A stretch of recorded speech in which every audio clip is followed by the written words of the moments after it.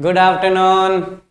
वही एनर्जी, उसी के साथ अपन वापस एक छोटा सा टॉपिक डिस्कशन करेंगे। जो इन्फेक्शन से जो टॉपिक अपन पढ़ रहे थे वही टॉपिक है अपना। इन्फेक्शन में अपन टॉपिक पढ़ रहे थे कि मोड ऑफ ट्रांसमिशन क्या है, मतलब कोई भी संक्रमण है वो कौन से मार्ग से स्प्रेड होता है या कौन कौन से मेथड्स हैं। मोड का मतलब मेथड हो सकता है कि कौन से मेथड हैं जिसकी वजह से क्या होता है, माइक्रो ऑर्गेनिज्म या वायरस एक जगह से दूसरी जगह फैलता है। मोड ऑफ ट्रांसमिशन का मतलब कौन से मेथड से, जैसे अपने पोर्टल ऑफ एंट्री पढ़ा था वो भी है, और उससे कौन से मेथड के थ्रू फैलते हैं। मेथड की अपन यहाँ बात करें कि डायरेक्ट कॉन्टेक्ट से फैलते हैं, इनडायरेक्ट से फैलते हैं। पोर्टल ऑफ एंट्री तो है ही है, वो तो अंदर जाने के मार्ग हैं। ये कौन से मार्ग हैं, जैसे वीक एयर है, वाटर है, ये वीक और वेक्टर बॉर्न डिजीज एक जानवर से दूसरे जानवर में लग के दूसरी जगह चला जाता है, हवा के थ्रू जा सकता है, और अपन किसी के कांटेक्ट में आते हैं तो जा सकते हैं। ऐसे ये क्या है, ऐसे कौन कौन से मेथड हैं। यहाँ पे मोड का मतलब मेथड है जिसकी वजह से एक जने से दूसरे जने में संक्रमण फैलता है। वो अपन एक छोटा सा टॉपिक ये डिस्कशन करने जा रहे हैं। तो ये अपने जो टॉपिक है इसके अंदर मोस्टली जो कम्युनिकेबल डिजीज होती हैं, ये मोस्टली किसके लिए हैं, कम्युनिकेबल डिजीज। कम्युनिकेबल का मतलब होता है कि जो इपिडेमोलॉजिकल है, मतलब एक सोसाइटी को अफेक्ट नहीं करते, बहुत सारी सोसाइटी को अफेक्ट करते। जैसे कोरोना था, कोरोना आया था ना, तो कोरोना क्या था, एक महामारी था। वो जो महामारी है उसी को अपन क्या बोलते हैं, कम्युनिकेबल डिजीज बोलते हैं। और ये जो कम्युनिकेबल डिजीज है मोस्टली जो इन्फेक्शन की वजह से होते हैं, और ये जो भी जितनी सारी बीमारी हैं वो किसी ना किसी इन्फेक्शन की वजह से ही होते हैं। तो ये जो इन्फेक्शियस जो बीमारी हैं उसके बारे में, ये कैसे क्या होती हैं उसके बारे में अपन डिस्कशन करते हैं।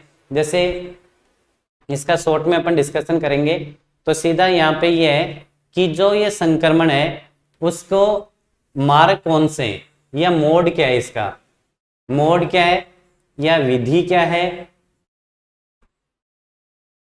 ठीक हो। तो कौन कौन सी विधि है जिससे अपन क्या करते हैं कि ये संक्रमण एक जगह से दूसरी जगह फैलता है। जैसे फर्स्ट अपने पढ़ा था प्रत्येक संचरण और अप्रत्यक्ष संचरण, दो प्रकार से फैलता है। प्रत्यक्ष मतलब डायरेक्ट संक्रमण, और अप्रत्यक्ष का मतलब इनडायरेक्ट। ये तो डायरेक्ट हो गया, डायरेक्ट का मतलब सीधा एक जने से दूसरे जने तक फैलता है। ये इनडायरेक्ट है जो किसी चीज से रिलेटेड फैलता है, डायरेक्टली नहीं फैलता है। डायरेक्ट का मतलब अगर कोई सामने बंदा आया, अपन उससे कांटेक्ट में आए और अपन इन्फेक्टेड हो गए, इससे नहीं, वो किसी वे के थ्रू जाएगा। जैसे कोरोना भी डायरेक्ट से भी था, इनडायरेक्ट से भी होता है, दोनों से। इसमें जैसे फर्स्ट लिखा है संपर्क संचरण। संपर्क संचरण का मतलब है अपन किसी उससे कांटेक्ट में आते हैं। कांटेक्ट का मतलब जैसे उससे शारीरिक कांटेक्ट में आ सकते हैं, अपने बिंदु उससे अगर किसिंग किया तो हो सकते हैं, और स्थलीय से आ सकते हैं, मतलब शारीरिक अगर संबंध बनाए तो उससे टच हुआ तो हो सकते हैं, उसको कोई बिंदु किस वगैरह किया या फिर अपने कुछ टच हुए उसकी वजह से होते हैं। सेकंड नंबर का है पार गर्भपोष संचरण। मतलब इसका मतलब क्या होता है, अगर कोई मदर है उससे जो रोग उसके चाइल्ड में चले जाएं वो भी क्या होता है, ये गर्भपोष से संचरण, मतलब प्रेगनेंसी से रिलेटेड उसको संचरण। थर्ड है टीकाकरण से या इंजेक्शन और टीकाकरण संचरण से। किसी को इंजेक्शन लगाया और किसी को अपने जैसे एक इसको वही सेम इंजेक्शन यूज कर लिया और उसको वही लगा दिया, दूसरे वाले पर्सन को सेम ही नीडल लगा दिया, तो इससे जो वायरस था या जो संक्रमण था उस वाले से इस बॉडी को क्या, वो इंजेक्शन क्या इन्फेक्टेड हुआ, अपने दूसरे को लगा दिया तो दूसरा भी उससे क्या हुआ, इन्फेक्टेड हो गया। ये चीज थी डायरेक्ट कॉन्टेक्ट से। इनडायरेक्ट की अपन बात करें तो सामान्य स्रोत का जो संचरण है, देखो हाथ से अपन किसी हाथ मिलाते हैं या टच करते हैं तो हो सकता है, व्हीकल या किसी साधन से हो सकता है। मतलब यहाँ पे कोई इन्फेक्शन, ये जैसे ये अपनी बात करें ये इन्फेक्टेड है, मैंने इसको हाथ लगा दिया तो ये बाद में मेरे को भी क्या इन्फेक्टेड हो जाएगा। नेक्स्ट किसी उपकरण, मतलब संक्रमित पदार्थ या उपकरण वो हाथ से होते हैं, इसको व्हीकल हाथ बोलते हैं, इसको व्हीकल बोलते हैं। ये वायुजनित संक्रमण है। अगर हवा में कोई वायरस है तो उसकी वजह से अपन इन्फेक्शन हो सकते हैं, या जैसे कहीं उड़ के आ गया हो, किसी जानवर के चिपक के आ गया। और नेक्स्ट है रोगाणु वाहक या कीट से होता है। रोगाणु वाहक जैसे मच्छर है, वो वहां पे दूषित चीज पे बैठेगा, या मक्खी दूषित चीज पे बैठेगी, वो अपने खाने पे आके बैठ जाती है, तो वहां का वायरस अपने कहाँ गया, अपने फूड में, उसको वाहक बोलते हैं। वायु जनित रोग हवा की वजह से फैलने वाला है। व्हीकल बॉर्न अगर बात करें तो किसी साधन से वो वायरस या संक्रमण हो रहा है, उसको व्हीकल जनित बोलते हैं। ये इनडायरेक्ट है, मतलब डायरेक्टली किसी के कांटेक्ट में नहीं आ रहे हैं। तो अपन दोबारा देखते हैं संचरण के मार्ग या विधि कौन सी है, डायरेक्ट विधि, इनडायरेक्ट विधि। डायरेक्ट विधि में अगर सीधा किसी के संपर्क में आ रहे हैं, पहली चीज। दूसरी, अगर कोई प्रेगनेंसी है, मदर से उसके फिटस में आ रहे हैं, वो हो गया। तीसरा, इंजेक्शन की वजह से भी क्या हो सकता है, एक जने से दूसरे जगह में जो संक्रमण है वो स्प्रेड हो सकता है। दूसरी विधि अपनी इनडायरेक्ट विधि है, जिसको मोस्टली 3 प्रकार से बांटा गया है। पहली है स्रोत के आधार पर या सोर्सेस के आधार पर, अपन जिसको व्हीकल कहते हैं, किसी साधन से वो जो संक्रमण एक जने से दूसरे जने में आया हो। सेकंड है वायु जनित संक्रमण, एयर की वजह से, हवा की वजह से अगर वो संक्रमण फैला है, उसको वायु जनित संक्रमण। तीसरा जो मेथड है वो रोगाणु वाहक है या जनित संक्रमण है, जो उस रोग को एक कीट वगैरह या मक्खी वगैरह फ्लाइज एक जगह से दूसरी जगह को लेके आती है, उसको अपन कीट जनित बोलते हैं। तो अपन इसमें एक एक का छोटा छोटा डिटेल पढ़ लेते हैं। जैसे डायरेक्ट संचरण की अपन बात करी थी, तो डायरेक्ट संचरण का मतलब क्या, पहली विधि डायरेक्ट संचरण है। इसके अंदर पहली है संक्रमण डायरेक्ट कॉन्टेक्ट ट्रांसमिशन की वजह से, जैसे धूल है, मिट्टी है, शारीरिक संबंध की वजह से ये फैलता है।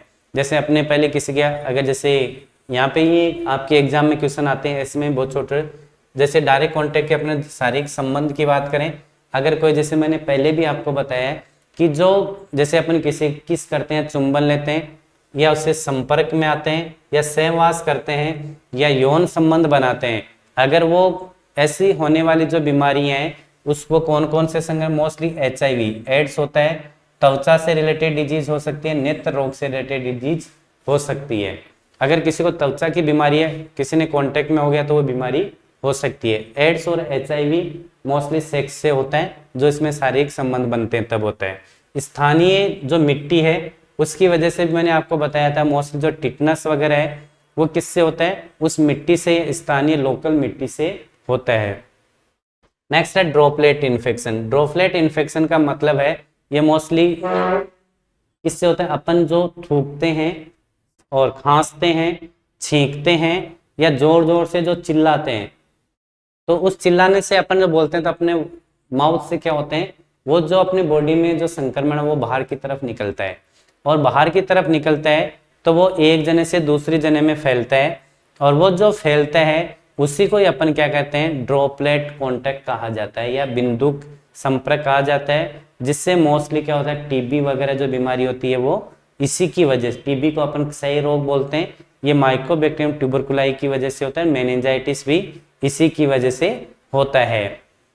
ठीक हो, डायरेक्ट ट्रांसमिशन पहला फिजिकल कॉन्टेक्ट से अपने क्या होता है, HIV हो और स्किन रोग हो सकता है। नेक्स्ट स्थानीय लोकल मिट्टी से, अपने मैंने पहले भी बताया, उसको क्या हो सकता है कि मोस्टली उसको टिटनस हो सकता है। ड्रॉपलेट इन्फेक्शन की वजह से अपना क्या हो सकता है, वो मोस्टली ड्रॉपलेट से क्या होता है,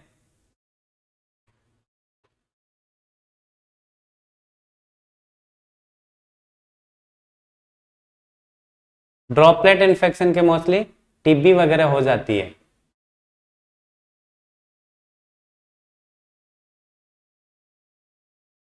ठीक हो, तो उसके बाद में अपने सेकंड पढ़ते हैं, पार गर्भात वाली, मतलब गर्भाशय में प्लेसेंटा की वजह से होने वाली बीमारी है, जिसको अपन क्या मोस्टली क्या कर पढ़ते हैं कि प्लेसेंटा से एक जो मोस्टली जो संक्रमण फैलता है, वो संक्रमण का नाम है टॉर्च, TORCH, ये रहा, हिंदी में इसको टॉर्च कहा जाता है। इसकी स्पेलिंग ऐसे होती है, TORCH, इसको ऐसे लिखते हैं। TO का मतलब है टॉक्सोप्लाज्म प्लाज प्लाज्मेगोंडिया, टोक्सोप्लाज्मा होता है, इसको टिक से कहते हैं। आर से अपन को रूबेला लिखा जाता है, रूबेला। सी से अपन को क्या है, साइटोमेगालो वायरस लिखा जाता है, साइटोमेगालो वायरस। और उसके बाद एस से हर्पिस वायरस बोला जाता है। मतलब ये एक ग्रुप ऑफ डिसऑर्डर है जिसमें प्लेसेंटा की वजह से फैलने वाला रोग है। तो इसको अपन जैसे यहाँ लिखा हुआ है, देखो, आर से रूबेला वायरस, सी से साइटोमेगालो वायरस, एस से हर्पिस वायरस और टी ओ से टोक्सोप्लाज्मा वायरस। ऐसे आपकी एग्जाम में क्वेश्चन आ सकता है कि प्लेसेंटा से होने वाले संक्रमण को अपन क्या कहते हैं, टॉर्च कहा जाता है। ठीक हो, टॉर्च। तो ये अगर आप हिंदी में पढ़ेंगे टॉर्च तो आपको ये नहीं आएगा। तो इसमें आपको क्या पढ़ना है, इंग्लिश का पढ़ना है। इंग्लिश में क्या, टॉर्च, टी ओ कैपिटल में R C H. T O को टोक्सोप्लाज्मा, आर को रूबेला, सी को साइटोमेगालो वायरस और एच का हर्पिस वायरस। ये अपन इसके शॉर्ट फॉर्म के ये अलग रूप में। तीसरा अपन पढ़ते हैं कि इंजेक्शन या टीकाकरण अगर अपन करते हैं या इंजेक्शन अपन लगाते हैं, उससे मोस्टली बीमारी होती है, वो होती है हेपेटाइटिस बी। और ये क्या होता है, हेपेटाइटिस बी है, क्या है कि हेपेटाइटिस बी है वो ब्लड से होने वाली डिजीज है। दूसरी HIV, अगर किसी को HIV हो रखी है, उसकी नीडल को अपने किसी दूसरे आदमी को लगा दी तो भी उसको क्या हुआ, HIV हो सकता है। इसलिए आप अगर नर्सिंग स्टाफ हैं तो आप एक हॉस्पिटलाइजेशन में काम करें तो सबसे पहले आपको किसका टीकाकरण करवाना है, हेपेटाइटिस बी के तीनों डोज लगवाने हैं। First dose, second dose, third dose every year, हर 12 महीने से। ये हो गया तो आपको हेपेटाइटिस हुआ है तो भी वो नहीं होगा, क्योंकि हॉस्पिटलाइजेशन जो वर्कर हैं तो अपन जो मोस्टली इंजेक्शन लगाते हैं इंट्रामस्कुलर, तो वो इंजेक्शन से अपन को कहीं पे भी वो प्रिक हो सकता है, तो उसके जो वायरस थे वो अपनी बॉडी में जा सकते हैं। इसलिए जो गवर्नमेंट स्टाफ है उसको एवरी ईयर HIV की टेस्ट किया जाता है और हेपेटाइटिस बी के टीकाकरण किया जाता है कि वो स्प्रेड नहीं, 4 या 5 साल से किया जाता है, तो वो ऐसे जांचे नहीं। और HIV की एवरी ईयर HIV की जांच होती है और हेपेटाइटिस की भी जांच की जाती है। अगर आप नर्सिंग करके गवर्नमेंट जॉब में आएंगे आपका भी ऐसा इन्वेस्टिगेशन किया जाएगा। लेकिन आप अगर नर्सिंग कर रहे हैं तो आप हेपेटाइटिस का आपको टीकाकरण करवा लेना चाहिए, क्योंकि आप हॉस्पिटल में काम करते हैं और आप केयरलेसली आपको काम आता नहीं है, तो नीडल आपको जैसे उसका कैप हटाते हैं तो कैप हटाते टाइम आपको पिक नहीं होगी, जब आप इंसर्ट वापस डालेंगे तो आप जल्दीबाजी में डाल दे तो हो सकता है उसमें कैप में नहीं जाके आपको फिंगर पे लग जाए। तो उसमें अगर थोड़ा सा भी वो इन्फेक्टेड था HIV का तो आपको HIV इन्फेक्टेड हो सकते हो। अगर HIV का पेशेंट नहीं है तो उसका हेपेटाइटिस बी का पेशेंट है तो अभी मे भी चांसेस है आप भी हेपेटाइटिस के पेशेंट हो सकते हैं। तो आपको वर्क हॉस्पिटल में कैसे करना है, प्रॉपर केयर से या ध्यान में रखते हुए पूरे रूल एंड रेगुलेशंस नर्सिंग नियम को फॉलो करते हुए आपको क्या करना है कि आपको एक नर्सिंग का काम करना है। नहीं तो आप सेवा करने की बजाय खुद ही पेशेंट की आप सेवा करने की सोच रहे हैं, आप खुद एक पेशेंट हो जाएंगे। और HIV का पेशेंट होता है वो कभी सही नहीं होता है। मोरली मेडिसिन से उसको केवल सिम्टम्स को रिलीव किया जा सकता है, बल्कि क्योरली नहीं किया जा सकता। सेकंड अपने पढ़ा था इनडायरेक्ट मेथड पढ़ा था। इनडायरेक्ट मेथड का मतलब अपने पढ़ा था कि ऐसे चीजें जो डायरेक्ट कॉन्टेक्ट से नहीं फैलती हैं बल्कि किसी दूसरे वे या किसी दूसरे साधन की वजह से फैलती हैं, हवा की वजह से फैलती हैं और किसी इंसेक्ट की वजह से फैलती हैं, तो उनको अपन पढ़ेंगे। इसके अंदर फर्स्ट है कॉमन सोर्स ऑफ ट्रांसमिशन की अपन बात करें तो जैसे सामान्य स्रोत की अगर अपन बात करें तो सामान्य स्रोत में अपन कहा अगर कोई संक्रमित साधन है या उपकरण है या पदार्थ है उसकी वजह से क्या हो सकता है, ऐसा स्प्रेड हो सकता है। और सेकंड नंबर के अपने जैसे अपने पढ़ रहे हैं साधन की अपन बात करें तो व्हीकल बोलते हैं। आप एक गाड़ी को क्या बोलते हो, व्हीकल, उसके नाम से आपको याद रखना है। समझ में आपको, व्हीकल साधन, बाइक, मोटरसाइकिल, वैसे ही उसकी तरह व्हीकल का मतलब क्या होता है, किसी चीज से लेकर या किसी उस चीज से लेकर फैलते हैं। जैसे यहाँ पे लिखा हुआ है साधन, जैसे भोज्य पदार्थ से हो सकता है, जल से हो सकता है, बर्फ से, रक्त के और इसके जो अन्य घटक हैं उससे क्या हो सकता है, संक्रमण फैल सकता है। जैसे साधन की बात करें, साधन को अपन व्हीकल कहते हैं, आप सीधा ही कहते हैं व्हीकल, गांव वाले कहते हैं अरे मेरे पास कोई साधन नहीं है, और आप अरे मेरे पास व्हीकल है, ठीक हो।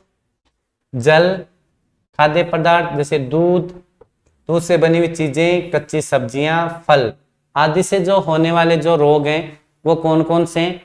दस्त, जिसको दस्त को आप क्या बोलते हो, डायरिया।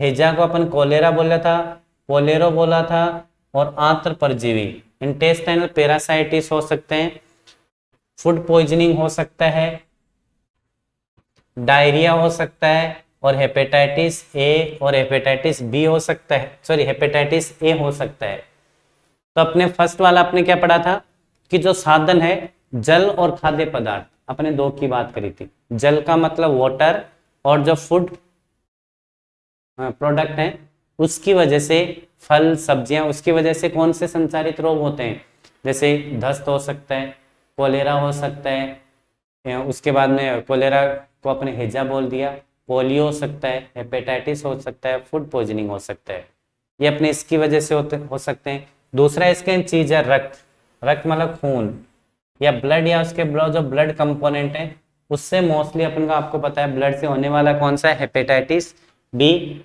एड्स, मलेरिया और सिफिलिस। ये बीमारी किससे होती है, ब्लड से होने वाली बीमारी कौन सी है, हेपेटाइटिस बी है, HIV या एड्स है, और मलेरिया हो सकता है। हो सकता है क्या, इस व्हीकल से ही संक्रामक एक जगह से, एक वे से दूसरी जगह में फैलते हैं। अगर रक्त खून है तो अपन जैसे हॉस्पिटल में काम करते हैं मोस्टली ग्लव्स पहन के काम करते हैं, तो अपने बॉडी में कहीं पे भी ब्लड लगेगा तो वो ग्लव्स पहन रखे हैं तो अपने बॉडी पे ब्लड लगेगा ही नहीं, लगेगा नहीं तो अपन क्या होगा, वो जो ब्लड बोर्न डिजीज है मतलब खून से होने वाले बीमार जैसे HIV, AIDS, hepatitis B, malaria, ये अपन को नहीं होता है, ठीक है। तो उसके बाद में इसमें सेकंड है फॉर्मेट्स की वजह से। फॉर्मेट्स की अपन बात करें कि जैसे गद्दे, वहाँ पे काम कर जो मतलब पेशेंट में काम में ली हुई जो चीज़ें हैं उनसे भी क्या होता है कि मोस्टली बीमारियां होती हैं, जैसे दस्त वगैरह हो सकते हैं, स्किन रोग हो सकता है, हेपेटाइटिस ए हो सकता है। और उसके बाद में जैसे हैंड्स, डॉक्टर्स के, अगर डॉक्टर्स के हैंड है, फेको ओरल रूट है, इसका मतलब मलीय, मुखीय, मल और मुख से होने वाले रोग हैं वो भी क्या होते हैं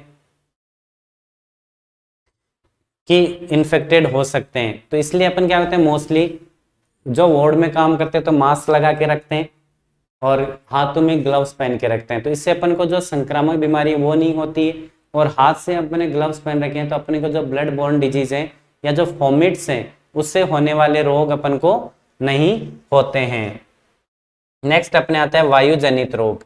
वायु जनित का मान लो मैंने अपने पहले ही बताया था, वायु, वायु का मतलब एयर से है, एयर या हवा से होने वाली जो रोग है उसको कैसे ट्रांसमिशन मतलब हवा से होने वाले संक्रमण है उसकी अगर अपन बात करें तो ये जो हवा है अगर नियर बाय कोई ड्रॉपलेट न्यूक्लाई द्वारा होती है तो ये क्या होती है मोस्टली जैसे हो सकते हैं हवा में कुछ वायरस ही उसके ऊपर रह जाते हैं, तो उसकी वजह से जैसे अपने कोई किसी को TB वाला पेशेंट खांसता है तो उससे जो ड्रॉपलेट इन्फेक्शन वो निकले हवा में क्या वो ट्रेवलिंग करके दूर चले गए तो उससे क्या हो सकता है, TB हो सकती है।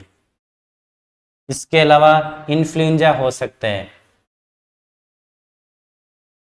और नया डिजीज है कोरोना हो सकता है। तो ये वायु जनित रोग थे, मतलब हवा के थ्रू वो एक जने से दूसरी जगह में फैल रहे हैं, उसको अपन क्या बोलते हैं, वायु जनित रोग कहा जाता है। और लास्ट का आता है अपने कि जो कीटजनक रोग या रोगाणु, रोगाणुवाहक या कीट जनित रोग मतलब कीट से होने वाले जिसको अपन वेक्टर बॉर्न डिजीज बोलते हैं।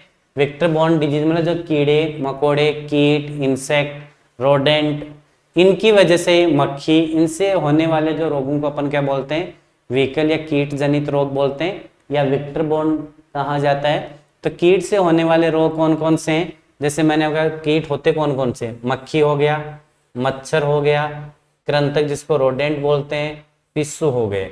तो इनकी रोग की वजह से होने वाले रोग हैं। जैसे मैंने आपको बताया मलेरिया है, जैसे मच्छर की वजह से क्या होता है, मलेरिया रोग होता है।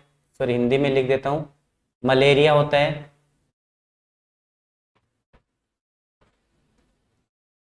मक्खी से फाइलेरिया होता है। रोडेंट से क्या हुआ, जो भी कृंतक हैं उससे कुत्ते के काटने से रेबीज होता है। और चूहे के काटने से मैंने आपको क्या बताया था, एक रोग था जिसमें पहले बहुत सारे लोग मर गए थे। रेबीज की वजह से भी बहुत सारे लोग मरते हैं। और जो रोडेंट, जो चूहे होती हैं, उनसे भी बहुत सारे प्लेग नामक का रोग आजकल नहीं होता है। प्लेग नामक इसलिए जहाँ ज़्यादा चूहे हैं तो उनको मारा जाता है और देखा जाता है कि उस एरिया में प्लेग तो नहीं फैल गया है। और ये प्लेग भी कम्युनिकेबल डिजीज, एक जगह से दूसरी जगह में फैलता रहता है। तो ये अपने इतना सा एक छोटा सा टॉपिक था। टॉपिक का नाम अपना था कि मोड्स ऑफ ट्रांसमिशन या मेथड ऑफ ट्रांस, मतलब संक्रमण कौन सी विधि से फैलता है। तो ये अपने 4 विधियां पढ़ी थी। तो ये चारों विधि, एक डायरेक्ट विधि थी, एक इनडायरेक्ट, डायरेक्ट से होने वाले संक्रमण विधि और इनडायरेक्ट से होने वाले संक्रमण।